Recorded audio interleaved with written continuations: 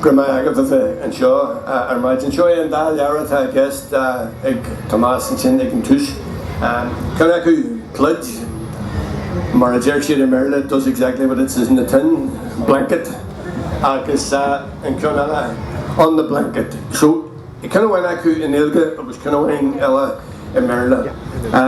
Agus tá siad scríofa is tóga gur fine siúil ag scríomh le couple bliana nuas tá rint leabhar ag siúla fáiltithe agus scríofa faoi tréimh sin na Blocanna H agus prison ardmhaithe. Agóid a bhí ar siúil idir nídeag 7 agus nídeag 8 agus bhí barna mór ama nar an agrú on ar frisanní ag scríomh faoi an tréimh sin. Ach mar a dearman sin le couple bliana nuas tá rint leabhar scríofa. Agus chuide acu tá siad a déile leis an tréimhse a Malach anna farsanta, sminim faoi leabhar Lawrence McEwen mar hampla bhí ar stailc ocrais ar faoi seachtú dó lá. Leabhar Jim McCann tá scéal Harbh farsanta ón faoi cartas idir agus Joe McDonald a fuair bás ar an stailc ocrais. Agus leabhar hí eile, agus an sin in na másc sin chuirme se pan le pár beidir gad líon hin tuis in pandéim, tuis na pandéime agus thosaí mé ag scríomh agus seo é thora an tréimhse sin. So bhfuilm just beidir tuis me thosaín tú in is feargal agus mé tusa brú na caipi. Ok, beidir go mógaí mé anseo. So tá star na Blocanna H cé dul siar pí beag agus gan bheith deanú an omra go faoi seo. Margan sibh ar seo tibhí sibh go bhfuil litir mórón. Agus sin ridbhealach ó dara cogu daonna agus cruthí siad díreach raibh an dara cogu daonna cruthí an RAF go leor den na airstrike beaga seo fud na Bronnadh agus in sa tuisceart Cormaic. Agus bhí siad deanta in sa bhealach seo onas go jogad le Excellent teachtasteach bailí difriúla. So má bugan tú a raibh. So seo é pictar ó an air de sampla eile den na airstrike seo. Agus mar tharlaíonn sé seo é campan na céise ada an sin. So tíonn sibh go bhfuil beaganín difriúil sa chun seo. But má bugan mit a raibh frama eile, tibhí sibh go bhfuil sin fós le feicil an seo. Agus an rugad tharla nídeag 7 fan second is in nídeag 7 thosaí impiúranas nó internment agus tógadh go leor daoine isteach a brisin gan cúisne, gan dolas cuar cúisne ach bhí cad faoine léithe speisialta bhí ag na Sasnaí sa tuisceart a gnám le daoine a chur faoi ghlas gan na cúisne seo. Ach ní raibh prison mór go leor den líon mór daoine grú siad a gabhal. Nídeag 60 hocht mar hampla ins na prison ar fad sa tuisceart bhí 300 duine faoi ghlas. Tíbhistí de 3 ceirh líon bhí 3,000 go le duine faoi ghlas ins na prison. So bhí cinál fannic orthú aite aimsiú le prison nua thugal. Agus thosaí siad ar na sean streige seo ag tugal casna tíonn sibh an sin an dá rud mar an ggéirne. So má buga mit a raibh inis go tapí agus be meid teach na ráis go dtíon rud seo. So le mar raibh. So tíonn sibh na rudaí seo. A raibh. Ok. Seo pictar ó an dara cogu daonna nar a bhí na Hetland ar fad ar na Rud Valley nó na runways Cuireann. Agus go mit a raibh arís agus tíonn sibh a rís iad. So a raibh arís. Agus go toban seo é na tithe cónaithe a bhí ag na píolata agus na duine in sa cogu. Agus seo iad a rís. Agus má buga mit a raibh céim amháin eile. Tibhí sibh nar thug sé rocket scientists le tithéacht nua a cruthú don na prisní seo a bhí teachtasteach agus go tapaí thosaí siad ag tógal casna. Na seo a chéad cas a thug siad. Ach tíbhistí a couple of blian beidir gab blian bhí 23 casna mar seo acu. Agus bhí 8 duine in gach ceann na casna, so bhí beidir teachtar 2,000 duine faoi ghlas ins na casna seo. Agus seo éan is, well, an písa tá fáice, má bugan tú a rai. Tá sé ar fad, Titse a lot sin is, níl inród fáice in san éit sin is, tá sé dúntal ar an blianta. Agus in sin, seo é an sean campa na céise fada. Na duine bhí ins na heitna seo, ins na casna seo, bhuaigh siad status specialta. In a dhé stailc ocrais in níocháin seachtó dó, rud a cíal gur cara acu a codéad a héana caiithú, gur cara acu cuirsna a bheacu go seachtnúil, gur cara acu bartna, learthaí, gach rud mar sin, agus comáile sin gur cadrih nó association saor idir na duine an gach cas. Gur cara acu roinú, a nó siad a gcíomh i máscu le prisní áirithe nó gana bheith máscu le prisní áirithe. Agus ar nua bhí na public tannaí le chéile, agus bhí coit Jilsúirí nó loyalist a gas na eile. Agus bhí sé mar sin ar faoi ceann ó 5 bliana na hifriga ag méadú dascail siad ceann eile cosúla seo hís in campa ardmhaigh Leictreach i chun duire. Bhí siad ar bad craid nó ná craid ar Cuireann bell firste, bad dar a bhainneam na Maidstone prison ar an airige. Agus hála sin 3 uair ribh sin comá ins na daithití agus ins na fihití go raibh prisní ar na bad na seo. Agus raile de hol, agus in níocháin seachtó ceathair, bhí coinnealacha daonna in sa frisin seo, an campa seo, leis na daoine seo, gur thosaigh na prisní ag agóid. Now, nuair a dtéirim san focail prisní, tá méid ag sminiú faoi daoine éanareacha. Ach ceimhnig gur na daoine seo an coitis mó acu, páirteach in san ARA. So, craid siad gur aram a bhí iontu. Is aram, ba aram a bhí iontu. Bhí siad gafa ó na sreidne, chuirteach ins na casna seo, bhí an cléirlachas nó an instructor militach aitheanta ag na Sasnaí, bhí an ceannfort den na prisní ar fad, ag cruinnithe léithúil le rialtóir an prisin, agus bhí gach rud ó mar aram. Nuair a thosaigh siad ag agóid fainne coinnealacha níos fearr, bhí na hotsaigh tite más a chéile, bhí droch bia, bhí droch cuirtna, rudí mar sin, agus ní ró rialtas na bratna a géisteach lo, because bhí siad sin a món cogu leis an ARA ar nó ar na sreidin, agus bhí siad a gurí coinnealacha prisin a bheith cúd droch olc sin, nach méag daoine a gurí dul isteach de frisin don tarna baute. So nuair a bhí daoine a scéalú siar, bhí siad dópaseach gurú na coinnealacha cú droch sin, cú holc sin, nach deocha daoine isteach a rís mar James an darna. But is arm public panic gurú siad ag déadóid leis. Agus dúirt na prisní renta mar an nachrann siad na coinnealacha an seo scriosí méid mhuir brisin. Agus sin ar rinn siad in níocháin seachtó ceathair.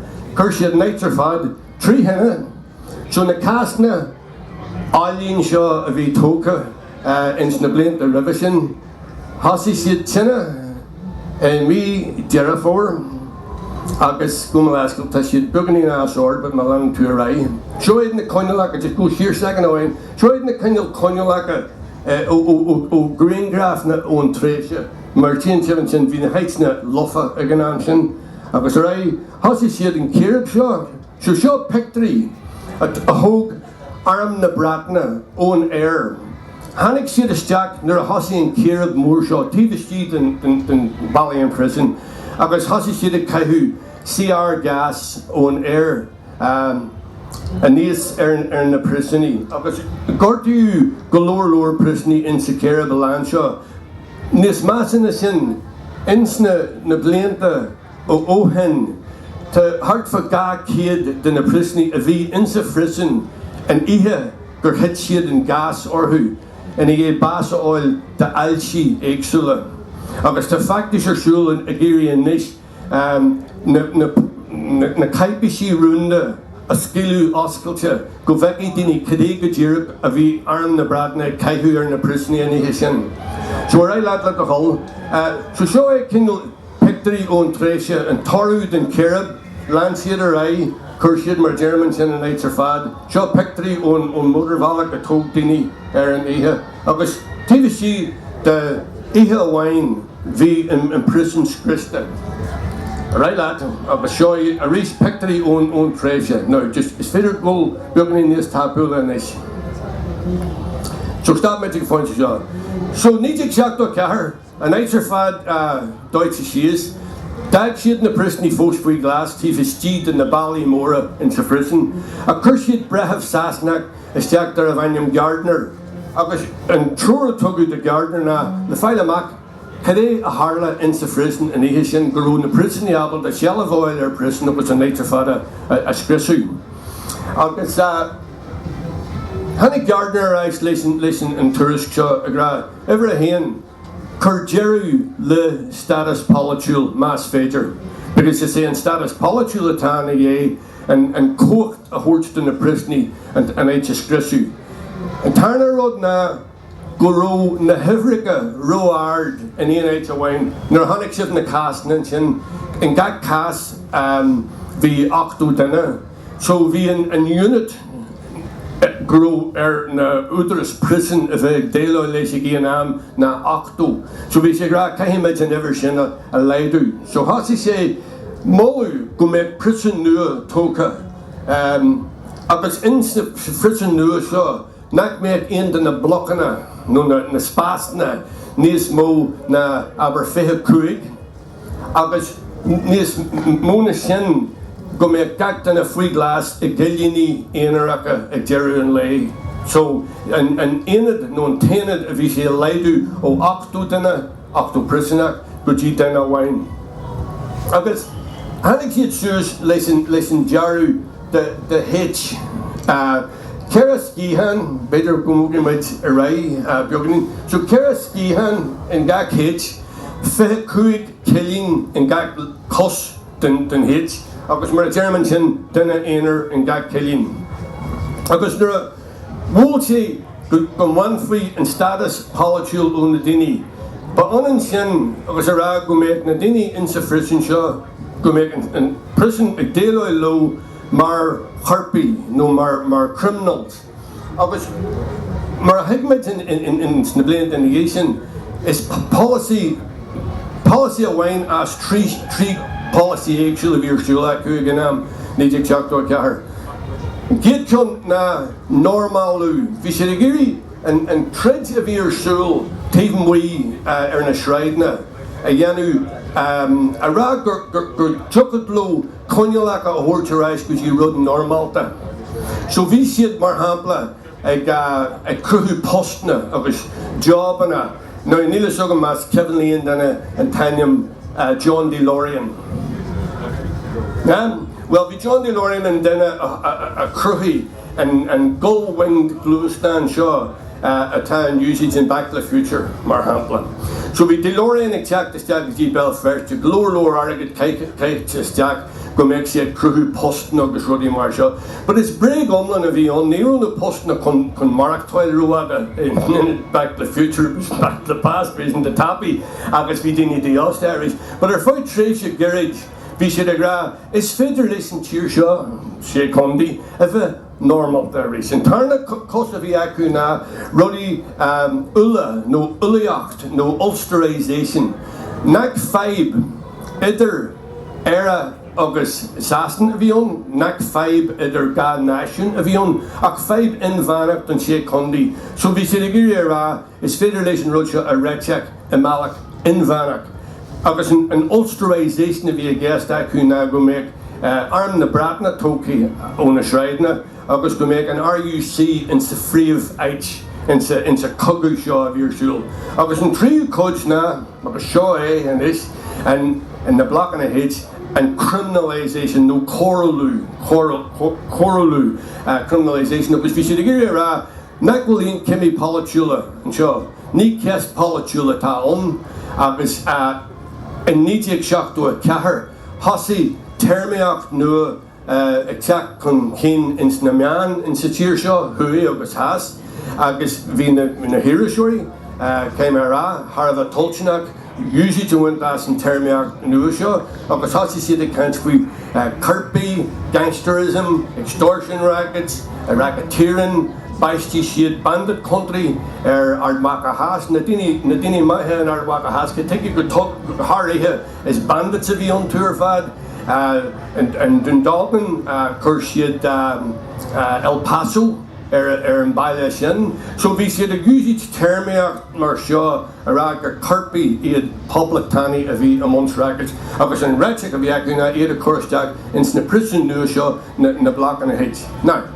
Agus Eoghan Mac are good jedi here in Caidu. I think my sister in prison is Finny, murders me, the trade show, and me, Lunasa, níocháin seach duais. Agus dúrga go fáintesin, bhí Crumlin Road, prison Ella, Mel Firste, and a road in here, chéad, nowhere remand, Shachtanul. Cuireann Stack and Sin, Agus, Verdinic Shul Chimple, Katia Tak Contarlin Shaw, Tan Status Politul Lebuant Dean, Agus, Vidata Roniha, Cuireann Dana Vicushihani, and Kidla Mi Marta, níocháin seach duais, Nak Mek Status Ignadini Shaw, hello. Vimesh on Lauren Surrey, seach duais. Chéad no one roman being too fussy caihu to Codjiri hin, Budagans and Cass Kurchim. Agus Vimage Chulchim like Katia Tashit Conayanu. Well, Furmage and Fragra in me man for níocháin seach duais, Nuradiru and Kid far Gan status Tokito further of Anyam Cuireann Nugent, Agus Purshi Diru raising the garage again, Vidinic foil. Tracy Anna a Britain, but first she tree Bliana. Agus Jimmy say own the skihan, Agus Nero's again done in the rear of Car Roche. Visha incommunicado, merger shit or faoi couple of shachtna. Togu Egoji and prison Nua, na Blocanna H. Agus being killing Columna Shaw, Agus Fague and Sin, Bunchia the Codjidi Hinde, Jildi She. Eddie in prison a caihu, Agus Nirofaka do ac Pluid a caihu, Agus Durchelo Mara Jerrington Star and Ish, Merla. If you want me to wear that prison uniform, you'll have to kneel it to me back. It's the only way you'll get me to wear it. Agus Lan Mujna and agóid of your show like, no, show me a rash in na Blocanna or a Kurch, solar lag, shady dot VNH. In a leaf fall of it, which we can't even dolarize. I was showing killing in a Rome, an actual killing. Harla, the ghruaim blintanation, pictreed in killing, Mariala or Cass Kurch of Irchul. I was my second seven to gratil síos and hEoghan Sin. I was chugging me a rash there sin second. So Cormaic is hEoghan Sin, was we made exiltu 80 prison in Caihu, we made free glass done lar fad in Sakelian. Níocháin níocháin, Leictreach, Bartana, Cuireann, níocháin Daniela, agóid, Guji gur Corrún Tarna Dana in Sakelian, because Jerick Mara Harlands and Aitiala, Hassin and Aitigli Newsus, Agus just found him in 10 seconds, because Hassin Magic a Dolamon agóid in Skihan. Agus bhíon rud ag dul agus in rear an focal bhhaine upon hin uses as na grúise géirí Harva ladranach. Ní rú stratis aginne leis an trid fahinne status a working to rise. Ní rú stratis aginne a working and stratis a bhí aginne gane a cailúnt. So bhí mit sásta a fannacht an agóid seo lumnocht faoi na blinda masca. But na Bardi prison, fi stratis yala acu, na prison of Rishu, agus Brish and Earlish of Cogi of Iacu na Forrigan, agus fi brujal agus lehul in na Blocanna H. Verdinic foil forced baths, forced haircuts, bulu casually, da meg danig an exulator be, vec na Bardi ag bulu, Orinya. Agus bhíon Forrigan that was in level Forrigan seo ag dul an méid in tarmar fad Lilan níocháin seach duais. Because bhí ifrice na daoine ar an agóid ag dul méid, agus ní raibh siad an abalta maidine a bhreisiú, ach mar a dearman sin ní dúilm gur raibh maidine abalta bua a agóid. So, ba stílmid. Agus cinmid, go gcuireanid géirú nó escalation leis an agóid a bhí ar siúil ag an am. So, hasíid ag jiltú dul amach ó na cilianí go dtí an Leictreach mar hapla nó an ceffolca. Bhí cad ceffolca uair sa seachtain. Ní raibh gan nóméad agad leis an ceth seo eil. So bhí ag jiltú rudaí mar sin mar agóid. Agus hasíonn agóid jiltú níocháin. Thug siad sin the stailc salach níor chur muid an taim sin riú, because ní raibh an agóid le bheith salach, bhí muid an agóid le jiltú níocháin. Jesuitical mas maila, but it's that focus different atá gestin sin. Agus siad sin aráis, gach grud gnearna meid bhí freigra aráis acu, but ní raibh mór an cuacht in na rire feice acu le grá pianos prison a chorórne. Because the gach lag roid ar agóid, bhí siad ag buint gach privilege ar be uine. Agus mar run meid rud bréisiir sin ní raibh privilege feice le buint. So bhí siad sin gan cuacht ach a bhhain mar a dúirsmin sin fóréigen. So, just my commentary sin second go last question. So, hEoghan Harla Shaw, another bit in build up to genre permit in its 300. There is can I go in road agnia the didn't smuggle agus the flint clock china agus roch as lasador a wallet a gubna gag dinner agus dun siad stack na finniga le perspective agus niro air na tadens na kiliani aginia agus niro matabli of rescue but in kin hanig dan egen translation to better garage shit 300.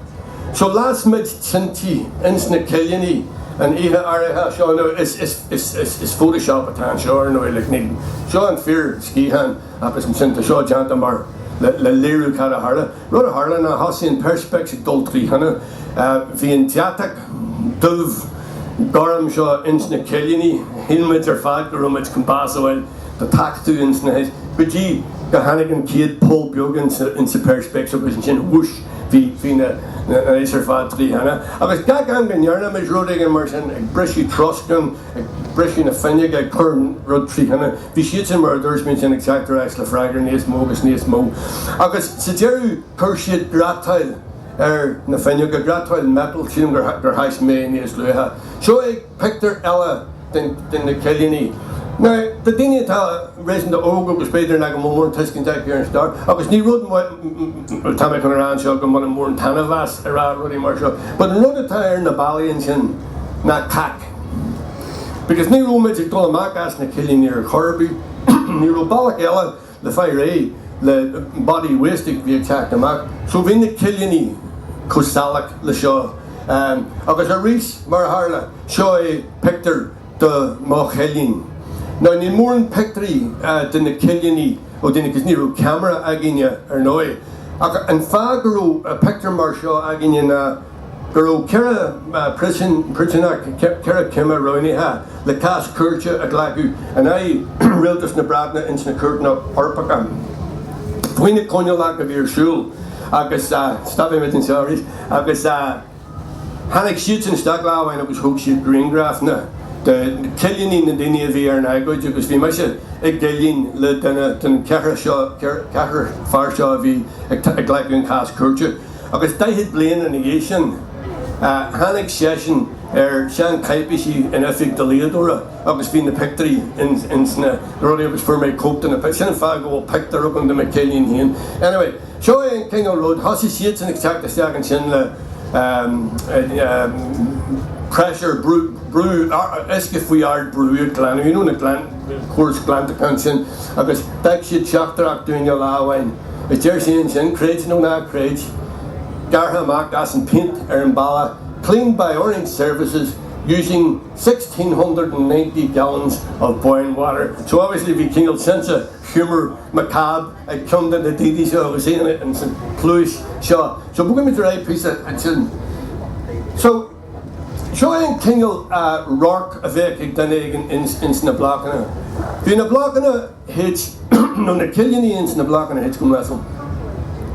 Beagnaigh desúil le babóg Ruiseach. Bhí bail mór champlain campa a bhí trucha try in airde.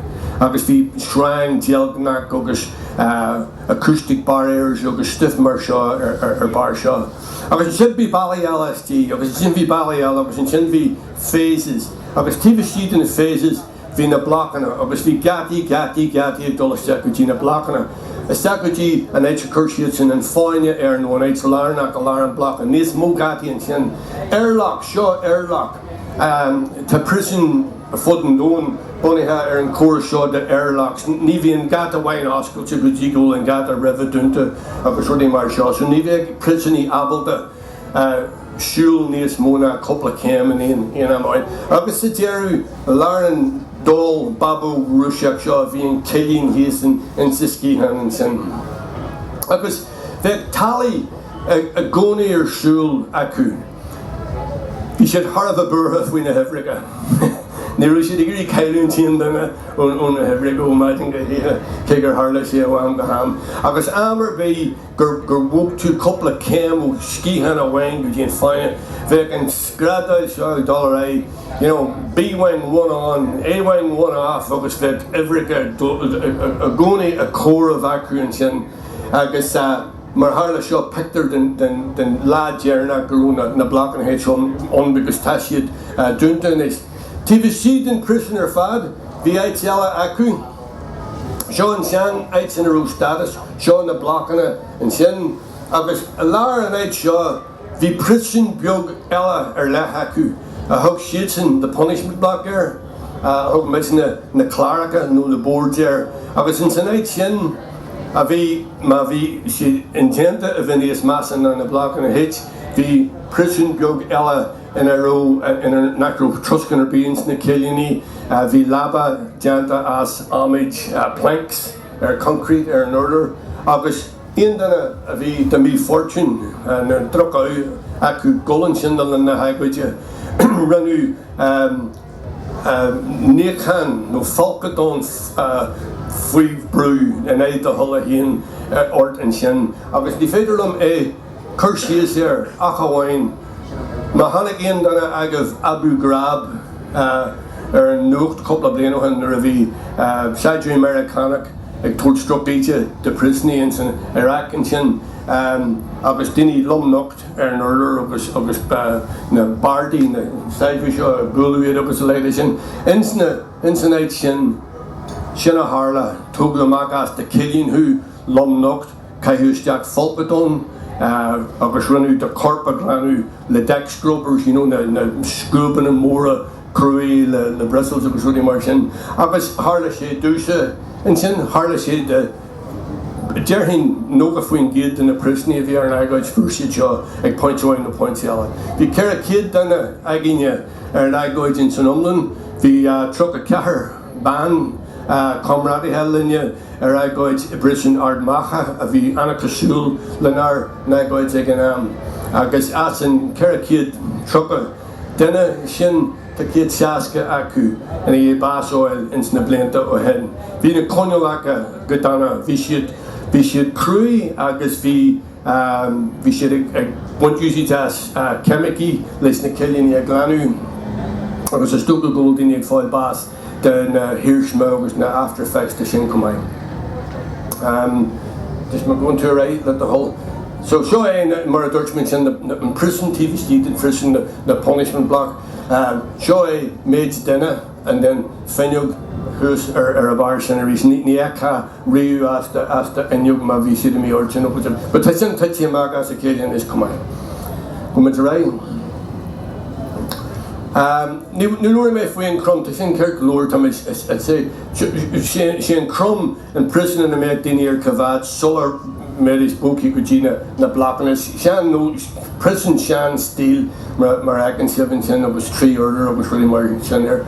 Tolan faoi an talú ag tuairt daoine ó an prison tras na go dtí na Cuireann agus ar eisiir tróna éid se an Yellow Brick Road a chur daoine ar nar a bhí siad ag súiltrád na níú sé cúsanna sásta riúir sin. Agus seo a rééis a ráis just le cuairt a thuirte ar an éid is féidir dolas deach go dtíon crum an éis mar a tharla go dtíon prison bóthar crumlanna mar cuairteúir in éis tá sé oscailte don pobl agus mólamdaí bheits fú gol ar an cuairt agus blasín beag den espras a oil de prison bóthar crumlanna. Ní féidir dolas deach go dtíon na Blocanna H. Cé go bhfuil bloc amháin fós feice Táteanna idir an DUP agus Sinn Féin faoi gúsaid in prison tá Sinn Féin ag móladh go mbeidh inad síocháin agus ach wintras ach tá an DUP ag rá aon rud atá istíonn sin be daoine ag gcóir mar srein de na daoine fuarbás ar stailc ocrais in níte gachtó hain. So, dis feigim éon sin in is PowerPoint you got not much in put me as 1 second away, just won't give me a short second. The last one. Pirate on what a hole. No. The five games in second. Marhala in sufficient fear Stoga gur ingenuity a bhí gcónaí de dhéic leis an chóras a bhreisiú nó lábha an uachtaráil agus dúirt mé gur chuir siad na grátáil seo ar an inneog pointíag an nídeag seach dó hacht agus seo just scéal grammar faoi an rud agus fáil báinte. Agus an grátáil sin ar an inneog an cúspóir bhí leis ná nach mé meid na ábalta ar lava choramach nó air nó an éite curtrí an in rud mar sin. But bhí cinál éarún in sa grátáil sin because in is fidir bog go ré beganín ré tipi tú go ré nó mar go pectarí dínsa. Oh yeah, seo rudí a bheimiid deanaí cruthí mé crossopal mar hampla an sin just le main sin a cinál slán agus sláintiúil agus a ré pí eile ré a rís. Ní ragraí mé an PowerPoint seo ruhhaid. Oh yeah, look, seo éí prison. Seo an prison uniform, right? Léine le stréipí ghruaim mar sin, but nuair tinú steag go dtíon iirsmal Harrods ar an lipid, right? Craig me, Nero Harrods ar na linsi, Eddie, Gurushi de Giri or in your way, come into right piece, Ella. Agus just to make you just wrote away, Ella, a high spins. Yep.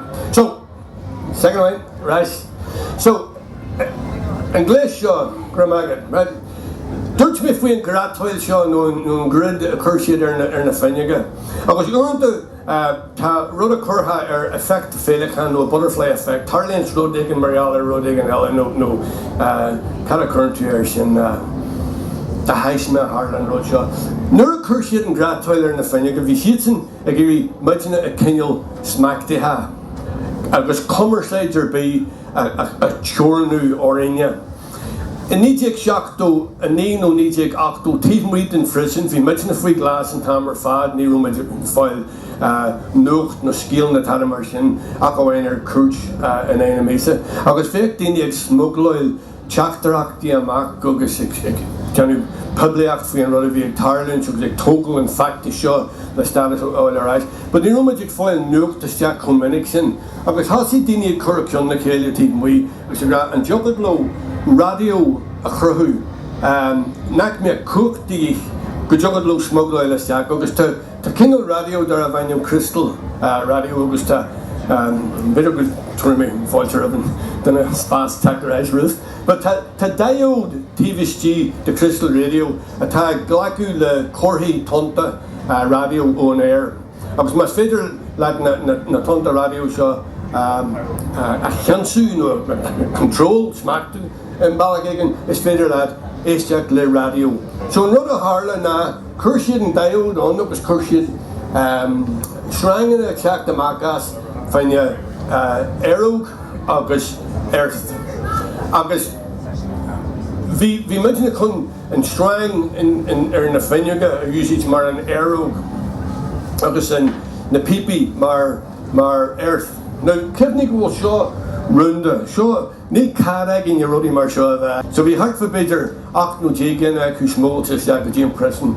I was the Conogum, I found and Tracia, o Shakto, o Octo Rai, during the Hagridge, and then Agus, a note free and Tonta radio attack instant air and so a cook this attached, a ladress attached is Fiar and Glacu and radio crystal. So Agus current BBC in their wisdom and Tar corridor is mo of the Aku in Savratin no one to say Condi Mila on chéad and I'd start when I'm listening to Garvey.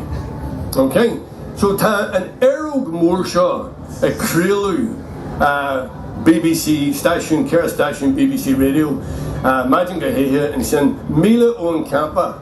Imagine a bra or tonta radio, listen roadshow a cook do.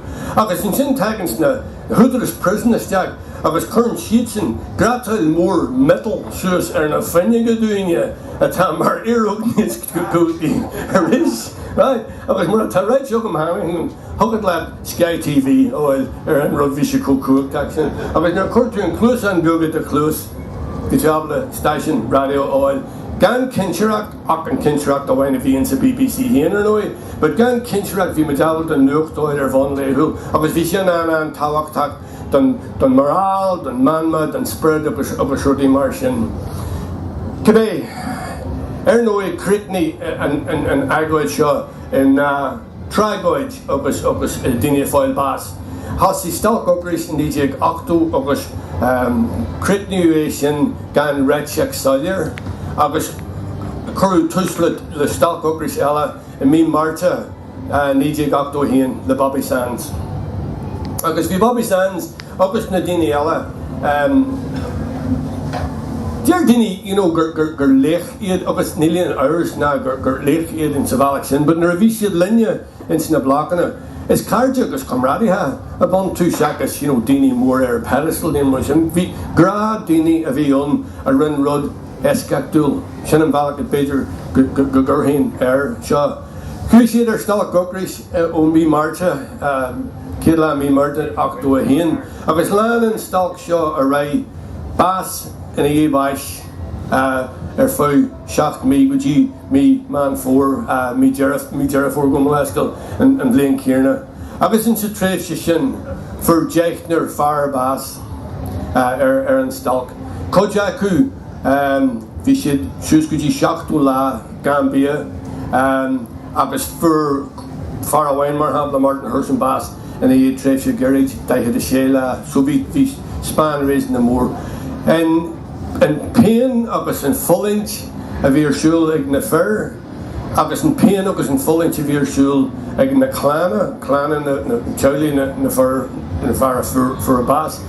Ní féidir lomsa sinna bheasúnú Dave, ní féidir lom bhíú Dave. Ach dearhin gosáilir gurú cruthe briste go jo in sna Blocanna ag smúnú faoi ar gomradithe ag fáil Bass agus ag fáil an nuacht faoi ar gomradithe ag fáil Bass. Agus sampla beag a bhain sin in sa scíhan in a Rome bhí far ar bhain Tony O'Hara agus bhí Tony ga cilín úmsa bhí dearthar Tony O'Hara stailc ocrais Patsy and tríú far for a Bass and ceathrú far for a Bass agus tugu Curch de Tony O'Hara lena dearthar and ihe sulla fursi Bass but Vietnam gur cadiú an Curch seo vi Patsy gan stúin vi sin a coma Vietnam sin so nírú siad albert a lorch na slán a rá na tada mar sin agus hannig Tony Reich agus for Patsy Bass a réit na héthe agus is an gléisín beag seo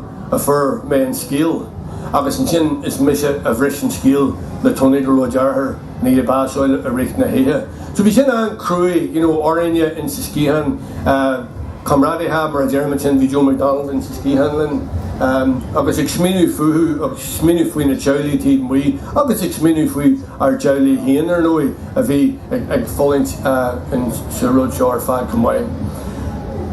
Jardini, Currentini and Cast are wui shiv sa deru.